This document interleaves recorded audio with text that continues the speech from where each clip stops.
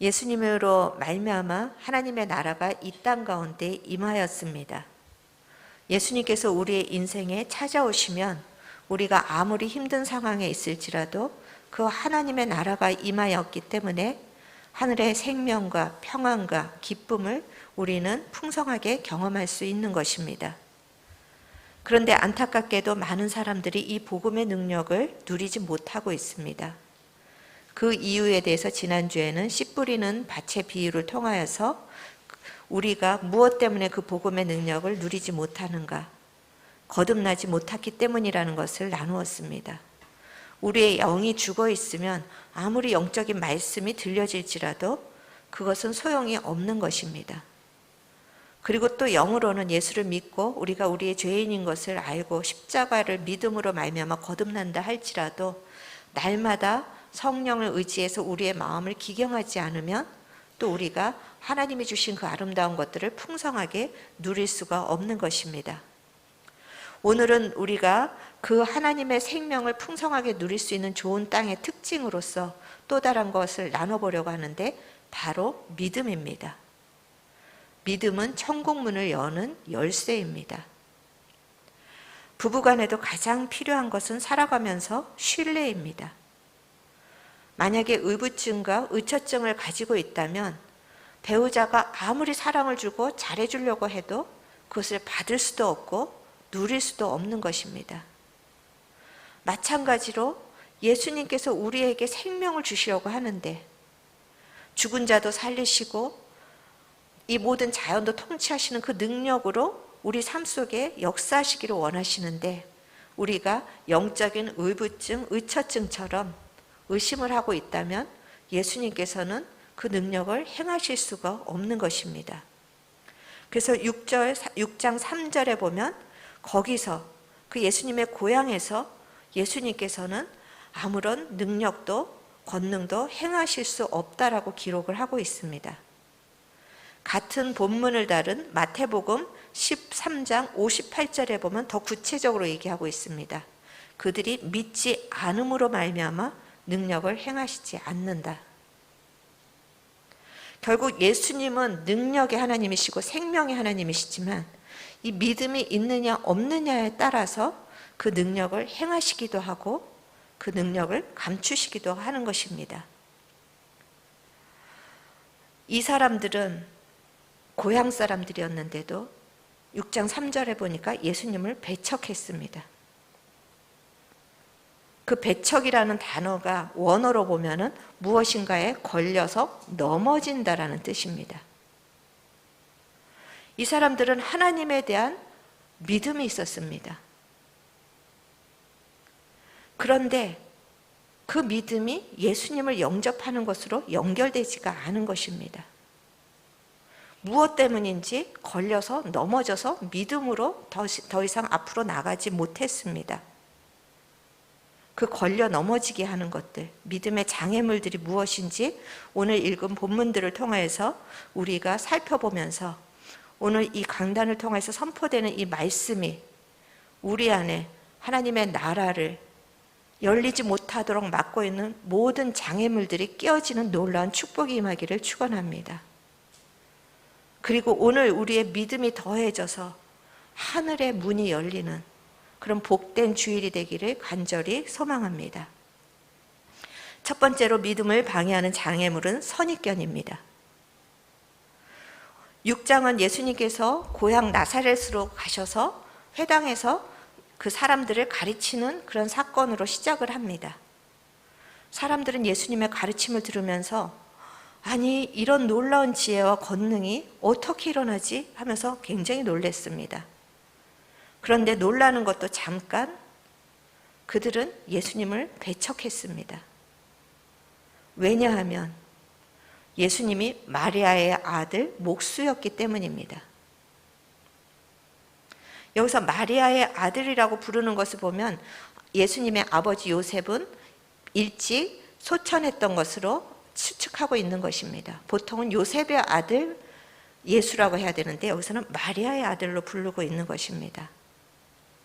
사람들이 알고 있는 예수는 존경할 가문에서 태어나지도 않았습니다. 아버지의 부재로 인해서 가정교육이나 제대로 받았을까? 그리고 직업은 그 당시에 하찮은 목수였는데 성경 공부를 어디서 제대로 했을 것인가? 뭐 하나 신통한 것이 없습니다.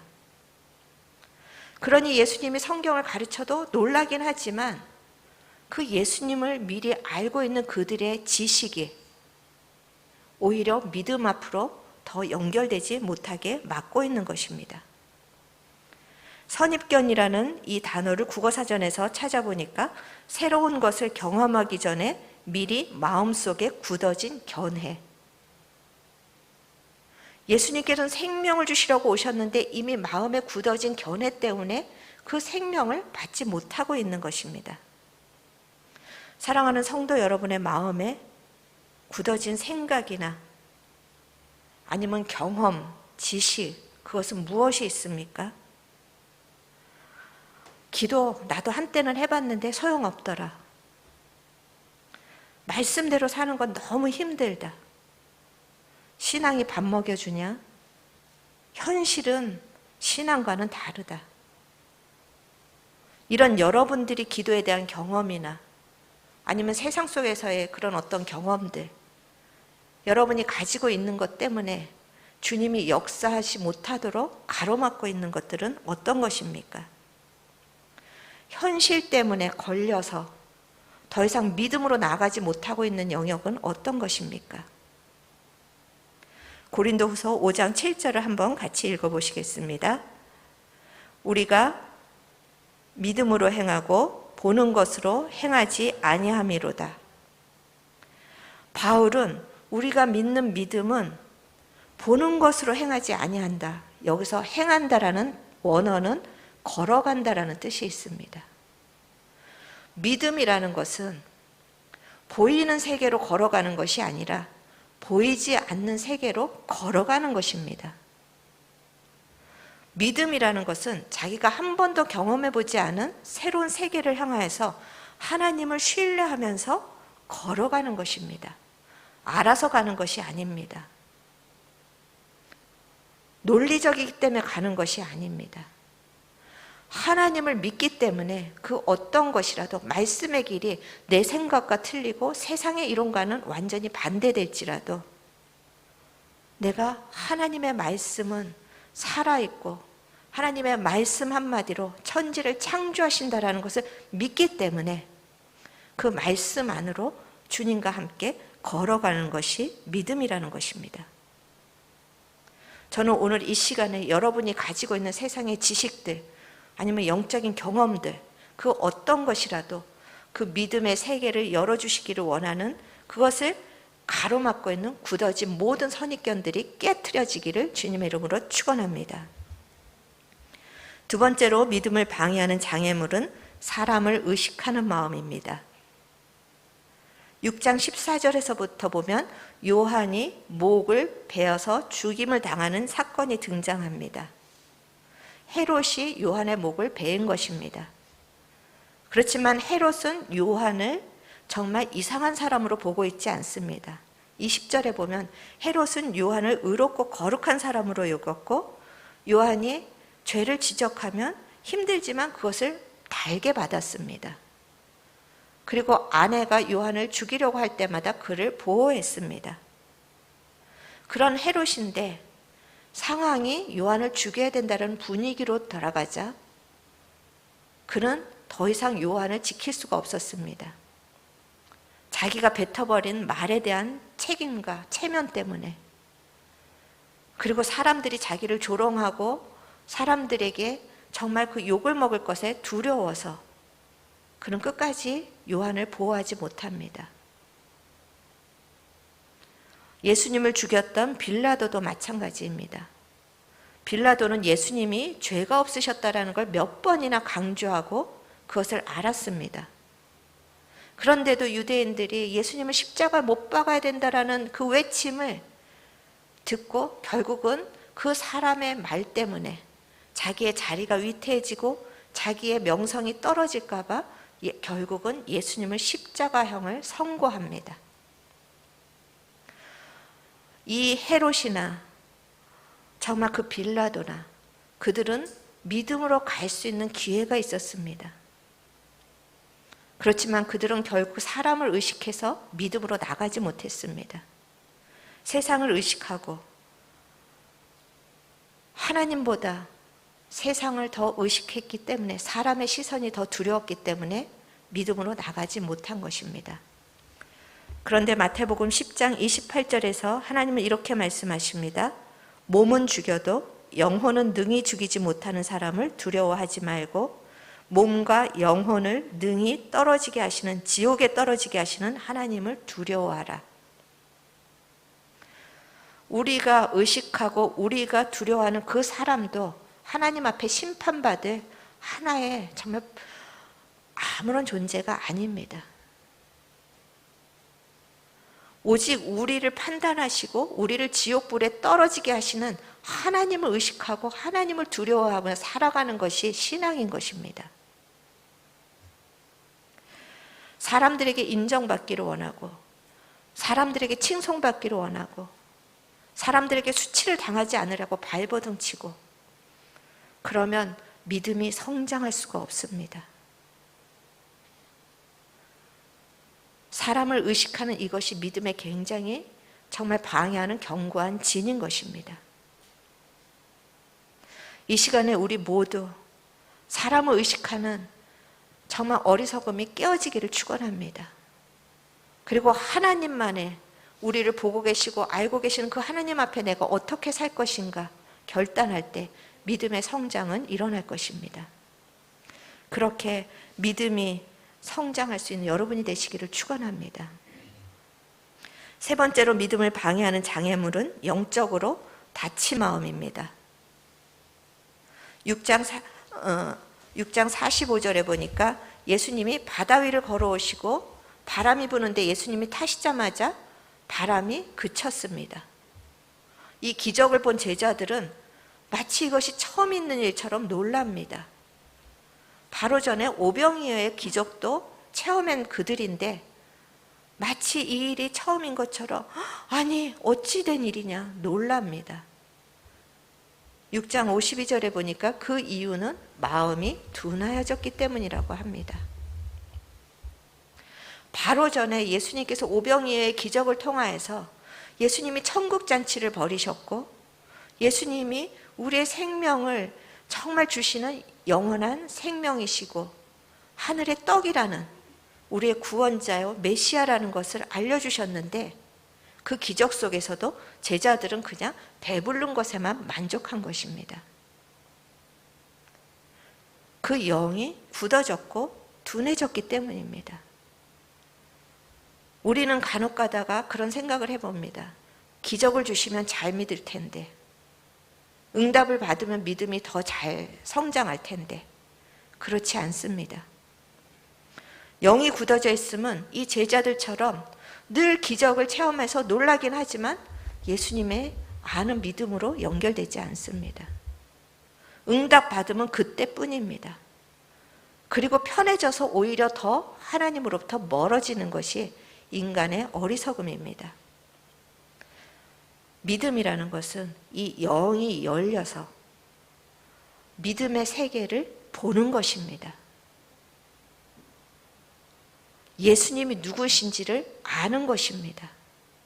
내가 응답받고 깨닫고 내가 누구보다 영적인 체험을 하고, 이것이 믿음이 아니라 어떠한 상황 속에서도 보이지 않는 세계를 향해서 걸어가는 것, 그리고 보이지 않는 세계 속에서 생명을 보는 것, 이것이 신앙인 것입니다. 그래서 오늘 우리가 읽은 7장의 마지막 사건은 그 귀머거리와 그 사람을 향해서 에바다 열릴지어다, 그렇게 예수님께서 선포하시는 것입니다. 이 시간에 영에 굳어진 것들이 성령으로 말미암아 열리기를 주님의 이름으로 축원합니다. 그리고 마지막으로 믿음을 방해하는 장애물은 종교의 영에 사로잡힌 마음입니다. 7장에 보면 바리새인들과 서기관들이 등장합니다. 그들은 예수님 앞에 나왔습니다. 그런데 그들은 왜 제자들이 그릇도 안 씻고 떡을 먹기 전에 손을 안 씻느냐고 계속해서 트집만 잡고 있습니다. 이번만 트집을 잡은 것이 아닙니다. 앞에서도 살펴보면 왜 제자들이 금식을 하지 않느냐? 왜 안식일에 이삭을 잘라서 먹느냐? 왜 예수님은 안식일에 손 마른 자를 고치느냐? 그들의 관심은 늘 뭘 했느냐 안 했느냐입니다. 왜 예수님은 이런 걸 안 하시느냐? 너희들은 왜 이것을 하느냐? 그들이 중요한 것은 정말 그 계명을 지킨다고 하지만 계명 속에 흐르는 하나님의 마음이 아니라 했느냐 안 했느냐, 하면 되느냐 안 되느냐, 늘 그것을 가지고 따지고 있습니다. 그런 그들을 향해서 예수님께서는 너희들이 하나님을 사랑한다고 하지만 전혀 하나님을 향한 마음이 없다라고 책망하십니다. 그리고 사람들 보기에는 잘 지켜서 거룩하게 보이지만 실상 너희들의 마음 안에는, 사람들이 보지 못하는 너희들의 마음 안에는 온갖 탐욕과 음란과 악한 생각들과 교만으로 가득 차 있다라고 책망을 하고 계십니다. 너희들이 지금 제자들에게 손을 안 씻는 더러운 자라고 책망하고 있지만 너희들은 더한, 하나님을 보시기에는 누구보다도 더한 악한 자라고 지금 제자들에게 질책을 하고 계시는 것입니다. 이 바리새인들, 율법을 그렇게 알면서 왜 그들은 자기 안에 있는 그런 더러운 것들을 보지 못했을까? 종교형이 사로잡히면 자기 내면을 볼 수가 없습니다. 왜냐하면 자기는 남보다 그래도 이 정도면 그래도 쟤보다는 낫지. 너는 어떻게 그렇게 살아갈 수 있어? 그것에 사로잡혀 있기 때문에 자기의 연약함은 볼 수가 없는 것입니다. 그리고 날마다 율법의 잣대를 가지고 인간이라면 이렇게 살아야지 정죄하고 비난하기가 바쁩니다. 물론 율법을 지키는 것이 잘못된 것은 아닙니다. 율법은 하나님께서 우리에게 지키라고 주신 것이지만 복음과 은혜를 알지 못하는 율법은 오히려 사람을 죽이는 것입니다. 우리가 얼마나 죄인인지 정말 환경이 그나마 받치기 때문에, 그나마 남보다 좋은 환경에 있기 때문에 괜찮은 사람인 것 같지만 그 환경이 거두어졌을 때 나타나는 우리는, 감추어진 그 깊은 곳에 있는 우리는 얼마나 괴물 같은지 모릅니다.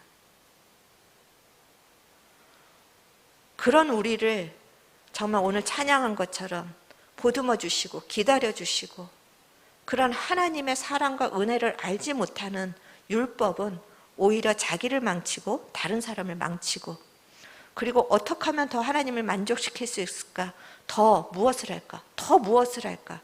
계속해서 무거움에 눌리는 것이 종교의 영의 특징입니다. 복음의 본질은 사랑이고 은혜입니다. 죄인을 불쌍히 여기는 긍휼입니다. 자기가 얼마나 죄인인가를 깨닫는 자는 다른 사람을 향해서 이것을 지켰느냐 안 지켰느냐, 왜 이렇게 사느냐 판단하는 것이 아니라 다른 사람의 그 죄 가운데서, 어두운 가운데서 헤매는 고통이 보이는 것입니다. 지금 바리새인들이 보이는 것은 늘 돋보기를 들고 다니면서 이거 했느냐 안 했느냐 그것만 보입니다. 종교의 영에 사로잡히면 결코 주님의 사랑과 긍휼을 정말 흘러갈 수가 없는 것입니다. 여러분에게는 어떤 영이 흐르고 있습니까? 종교의 영입니까? 은혜와 긍휼의 영입니까? 여러분의 가정에는 어떤 영이 흐르고 있습니까? 비난의 영입니까? 불쌍히 여기면서 품어주는 은혜의 영입니까? 오늘 이 시간에 모든 종교의 영들은 떠나갈지어다. 예수의 이름으로 명령하는 우리 가운데 있는 모든 은혜와 사랑을 가로막고 있는, 복음을 가로막고 있는 종교의 영들은 떠나갈지어다. 이렇게 믿음의 장애물이 있으면 우리의 믿음은 결코 일어날 수가 없습니다. 그리고 믿음이 없이는 하나님을 기쁘시게 할 수 없다라고 히브리서 기자가 얘기한 것처럼 믿음 없이 하는 모든 행위를 하나님께서는 인정하지 않으십니다. 이렇게 믿음 안으로 나오지 못하는 사람들과는 대조적으로 바로 그 뒤에 한 사람이 등장을 합니다. 그 사람은 율법을 지키는 것과는 전혀 상관이 없는 이방 여인이었습니다. 그것도 귀신 들린 딸을 가진 이방 여인, 수로보니게 여인이었습니다. 이 여인에 대해서 잘 알기 위해서 지금 여러분이 정말 세상에서 가장 경멸하는 한 사람을 떠올려 보십시오. 정말 저런 인간은 상종 못할 것이다 하는 여러분의 주변의 어떤 한 사람을 떠올려 보십시오. 그 사람에 대한 마음이 지금 이 여인을 바라보는 유대인들의 마음이었을 것입니다. 정말 전혀 도덕적이지도 않고 상종하고 싶지도 않은 그 여인. 그런데 예수님은 이 여인을 다르게 바라보셨습니다. 마태복음 15장 28절에 보니까 예수님께서 이 여인을 향해서 믿음이 크도다라고 인정을 하십니다. 아브라함의 자손이라고 자부하고 있는 유대인들에게는 믿음이 없다고 책망하시면서 전혀 도덕적이지도 않고 율법대로 살지도 않는 그 여인을 향해서는 믿음이 크다고 칭찬을 하시는 것입니다. 종교적인 지식이나 하나님을 향한 열심, 그 어떤 정말 도덕적으로 훌륭해 보이지도 않고 특별한 것이 없는 그 여인을 향해서 하나님은 칭찬하시고 놀라운 응답까지 주십니다. 바리새인들을 향해서는 독사의 자식이라고 저주하시더니 어떻게 이 여인은 축복하실까? 도대체 이 여인이 그 복을 받을 믿음의 근거는 무엇인가? 첫 번째는 이 여인의 믿음은 발 앞에 엎드리는 믿음이었습니다. 여인은 주님이 오신다는 소문을 듣자마자 지체하지 않고 곧 와서 예수님의 발 앞에 엎드립니다. 그냥 예의상 엎드린 것이 아닙니다. 인사의 차원이 아니었습니다. 곧 와서 예수의 발 아래 엎드리다. 이것을 그 원어로 해석하다 보면 예수님을 향해서 달려들듯이 엎드려진 것입니다. 예수님이 오셨는데 이방인인 내가 유대인 앞으로 나가면 될까 안 될까 고민하거나 따지지 않았습니다. 아니 당신이 하나님이라면 왜 내 딸이 이런 귀신 들린 저주에 걸려서 살아야 합니까? 불평하거나 따지지 않았습니다. 내가 다른 사람들보다 뭐 그렇게 잘못한 것이 있다고 나에게 이 고난을 주시는지 그것에 대해서 트집을 잡지 않았습니다. 내가 유대인 앞으로 나가면 사람들이 나를 어떻게 생각할까? 창기라고 생각할까? 침을 뱉으면서 돌을 던지겠지? 사람을 의식하는 마음들도 다 던져버렸습니다. 왜냐하면 이 여인은 자신이 딸이 귀신 들린 것은 율법을 따져서 해결될 수 없는 문제임을 알았기 때문입니다. 자기가 율법을 지킨다고 이 아이의 저주가 풀리지 않는다라는 것을 알았습니다. 세상에 어떤 방법으로도 이 아이의 문제를 해결해 줄 수 없다라는 것을 알았습니다. 그래서 이 세상에서 가장 강한 영적 존재인 예수님 앞에 엎드린 것입니다. 이 문제는 하늘에서 풀어주시지 않으면 결코 풀릴 수 없습니다를 알고 엎드린 것입니다. 자존심도 내려놓고 사람을 의식하는 마음도 내려놓고 율법으로 옳으냐 그르냐 따져버리는 마음도 다 던져버리고 그렇게 하나님께 엎드린 것입니다. 우리가 가진 문제 다 각자가 다르실 것입니다. 그러나 그것이 건강의 문제든 재정의 문제든 관계의 문제든 그 어떤 것들도 영적인 문제라는 것을 아셔야 합니다. 세상의 방법으로 잠시 해결되는 것 같지만 또다시 엉키는 것이 우리의 문제입니다. 성경적인 이론을 안다고 풀리는 것도 아닙니다. 좀 더 열심히 기도하자. 주님을 기쁘시게 할 행동이 무엇이지? 찾아서 그것을 한다고 해서 풀리는 것도 아닙니다. 내가 좀 더 도덕적인 사람, 좋은 사람이 되어야 되겠다. 그런다고 해결되는 문제가 아닙니다. 우리가 가진 모든 문제 영적으로 먼저 풀 때 그것이 육적으로도 풀리는 역사가 있는 것을 믿으시기 바랍니다. 자연을 통치하시고 죽은 자를 살리시고 귀신을 내어 쫓으시는 영적인 권위자 예수께서 모든 저주와 죄를 멸하시고 우리를 살리신다라는 그 믿음을 가지고 주님의 발 앞에 겸손하게 무릎을 꿇을 때 우리를 괴롭히는 모든 영적인 결박들은 풀어질 것입니다. 이 시간에 여러분이 가지고 있는 어떤 문제든 예수님의 발 앞에 던지시고 나가시기를 축원합니다. 그리고 두 번째로 이 여인의 믿음은 주님의 권위를 인정하는 겸손한 믿음이었습니다. 이 여인이 자기의 모든 자존심을 내걸고 자기의 몸을 던져서 예수님의 발 아래 엎드렸습니다. 그런데 예수님이 하시는 말씀이 너무나도 모멸스러운 말씀입니다. 개에게는 줄 것이 없다. 여러분이 그런 소리를 들었다면 어떻게 반응하시겠습니까? 하나님이 나를 거절하시나? 나를 무시하시나? 내가 뭘 그렇게 잘못한 것이 있다고 아마 화를 낼 수도 있었을 것입니다. 바리새인들이 그랬습니다.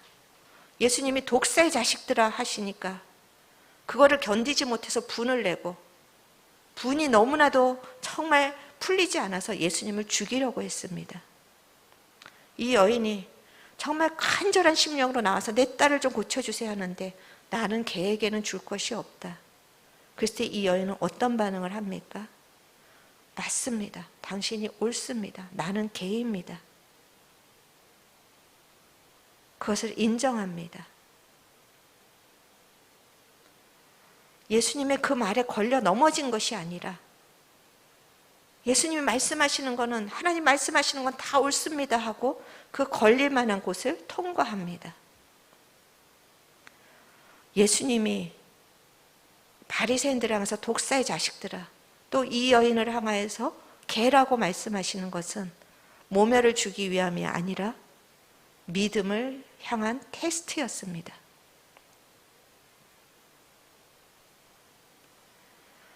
우리에게도 늘 믿음의 테스트가 있습니다. 내 뜻대로 안 될 때, 내가 기도한 것에 대한 응답이 없을 때, 하나님이 내 자존심을 짓밟아 버리실 때, 세상으로도 사방으로도 아무것도 풀리지 않을 때, 그때가 이 여인처럼 믿음을 통과하는 시험의 시간인 것입니다. 그런데 우리는 그런 일이 조금만 생기면 알량하게 기도를 한다는 명분으로 하나님 앞에 왜 내 기도 응답하지 않느냐고, 왜 내 뜻대로 되지 않느냐고 믿음에서 오히려 통과하는 것이 아니라 후퇴를 합니다. 사람에게 뿐만이 아니라 하나님 앞에도 내 자존심을 꺾지 않고 믿음에서 걸려 넘어지는 것입니다. 믿음은 어떤 상황 속에서도 내가 이해할 수 없는 상황들, 내가 내 자존심조차 지킬 수 없는 상황 속에서 주님이 옳습니다. 그 고백을 할 수 있는 것이 진정한 믿음이고, 이 여인은 예수님이 걸리는 말을 하셨음에도 불구하고 거기에 걸려 넘어지지 않고 믿음을 통과해서 예수님 앞에 자신의 믿음을 증명해 보입니다. 그래서 예수님께서 큰 믿음이라고 말씀하시는 것입니다. 이 여인은 주여 당신이 옳습니다. 주님이라고 부르는 그것이 입술만의 고백이 아니었습니다. 주님이 내 인생의 왕이십니다. 주님이 내 인생의 주인이십니다. 내가 무엇을 주장할 것이 있겠습니까? 우리는 주님이 주인이라고 너무나 쉽게 주님이라고 부르지만 내 인생을 내 계획과 내 생각대로 조정하고 붙잡고 있으면서 주님의 권능이 나타나지 못하도록 막고 있는 것입니다. 주님이 우리의 인생의 왕이십니다. 우리 인생의 주인이십니다. 그분이 행하시는 모든 것은 옳습니다. 오늘 여러분의 이 믿음의 시험의 자리를 잘 통과하셔서 주님께 인정받는 데가 되기를 주님의 이름으로 축원합니다. 마지막으로 여인의 믿음은 예수님을 제대로 아는 믿음이었습니다. 유대인들은 예수님을 따라다니면서 계속해서 수많은 능력을 체험합니다. 은혜도 받습니다. 그런데 그들은 예수님이 누구신지를 알지 못했습니다. 반면에 이 여인은 주님 옳습니다. 그런데 부스러기 은혜만 있어도 됩니다라는 고백을 합니다. 이것이 얼마나 놀라운 고백인지 모릅니다. 자격이 없는 이방인인 자신에게도 떨어질 하나님 나라의 분깃이 있음을 선포하는 고백입니다. 당시에는 유대인만 하나님의 은혜 가운데 있다고 생각하는 시대였습니다. 예수님이 오시면서 이제 그 예수님의 구원과 은혜가 이방인으로 확장되는 그 사역을 예수님이 하시기를 원하셨는데 이것을 알아차린 자가 이 이방 여인이었던 것입니다. 그래서 유대인은 정말 그 자녀이지만 개와 같은 나 이방인도 그 부스러기 은혜를 받으면 살 수 있습니다라고 예수님께 고백을 합니다. 예수님의 능력이 얼마나 큰지 그 부스러기 은혜만 받아도 충분합니다. 이런 고백은 이 여인뿐만이 아니라 앞에서 나왔던 혈루병 앓는 여인도 그 몸으로 그것을 고백했습니다. 예수님의 옷자락만 잡아도, 예수님이 나한테 손을 얹고 안수하시지 않고 예수님의 옷자락만 스쳐도 나는 나을 수 있다라는 소망으로 달려나갔던 그 여인,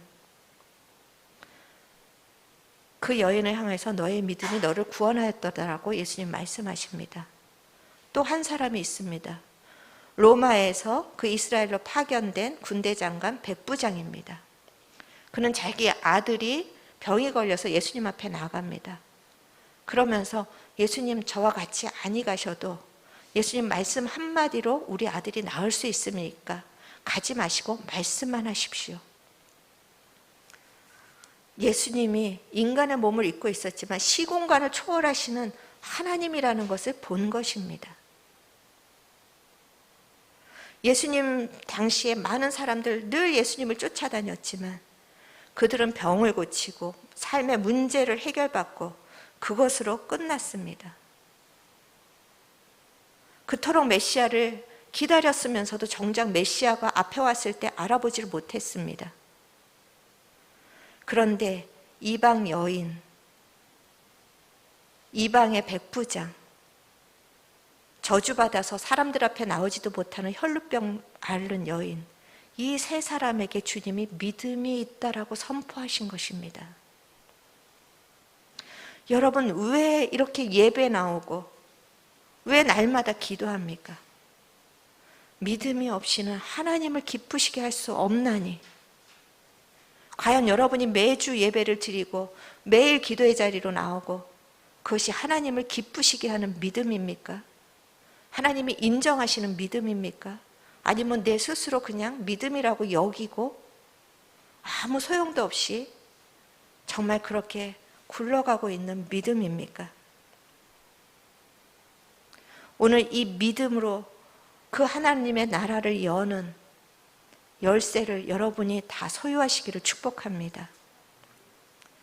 6장 45절에 보면 예수님이 캄캄한 밤에 힘겹게 노를 젓고 있는 제자들을 찾아가십니다. 오늘도 우리의 캄캄한 인생 속에 나 혼자서 힘겹게 노를 젓고 있는 우리의 인생, 나 혼자의 힘으로 율법을 이루려고 힘겹게 노를 짓고 있는 이 인생 속에 예수님이 찾아오셔서 은혜를 주시기 위해서 찾아오셔서 우리에게 동일하게 말씀하십니다. 안심하라. 내니 안심하라. 두려워하지 말라. 예수님께서는 이 은혜를 우리에게 주시기 위해서 다른 조건을 요구하시지 않습니다. 오직 믿음을 보십니다. 십자가에서 나를 위해서 죽으신 그 사랑을 알기 때문에 여전히 자격 없지만, 오늘도 또 실패했지만, 이 수로보니게 여인처럼 예수님의 발 아래 엎드립니다. 그 믿음. 주님만이 내 모든 문제에 결박을 푸실 수 있는 유일한 분입니다. 그렇게 엎드리는 그 믿음. 어떤 상황 속에서도 내가 이해되지 않고 내 자존심이 땅에 짓밟히는 그 상황 속에서도 이 일이 주님이 옳습니다. 인정하고 고백할 수 있는 믿음. 하나님의 은혜가 마르지 않는 크고 정말 바다와 같이 넓은 것이라서 그 바닷물 한 방울만 내 입에 적셔줘도 나는 살아날 수 있습니다. 오늘도 나는 이 부스러긴 은혜로 살아갈 수밖에 없는 연약한 자입니다. 그 부스러기의 은혜를 구하는 그 믿음. 저는 여러분들이 모든 믿음으로 나가는 장애물들을 제거하고 이 믿음을 소유하시기를 축원합니다. 그리고 평생에 이 믿음으로 여러분이 어떤 상황 속에서도 하늘의 영광을 누리고 하나님이 주시는 생명을, 그 하나님이 주시는 기쁨과 평강을 날마다 누리는 복된 인생 되시기를 축원합니다. 그리고 그 생명을 가지고 다른 사람을 정죄하고 비난하고 옳고 그름으로 따지는 것이 아니라 오늘 우리가 찬양한 것처럼 그들이 더딜지라도 아무것도 보이지 않을지라도 하나님, 마르지 않는 샘을 내가 가지고 있기 때문에, 마르지 않은 내가 생명과 은혜를 가지고 있기 때문에 오늘도 또 주님과 같이 그 믿음의 길을 걸어가기를 원합니다. 이것이 여러분의 평생의 사명이요 소원이 되기를 간절히 축원합니다. 이 시간에 우리가 말씀을 생각하면서 찬양하기를 원합니다. 하나님께서 원하시는 것은 잘하는 것이 아닙니다. 부스러기 은혜라도 붙잡는 그 절박한 마음. 주님이 아니고서는 이 문제는 결코 풀어질 수 없습니다라는 옷자락을 잡는 그 마음. 오늘도 그 고백과 그 믿음 가운데 하나님은 여러분의 인생 가운데 여러분이 생각하지 못한 놀라운 복을 지금 준비하고 계십니다. 장애물에 걸려 넘어져서 이 복을 놓치는 안타까운 인생이 되지 않기를 바랍니다. 그래서 오늘도 우리가 주의 옷자락을 만진다는 이 믿음의 고백들이 정말 우리의 진정한 고백이 되어서 하나님께서 우리가 함께 찬양하는 이 시간에 하늘의 문을 활짝 열어주시기를 소망하는 마음으로 같이 찬양하시겠습니다.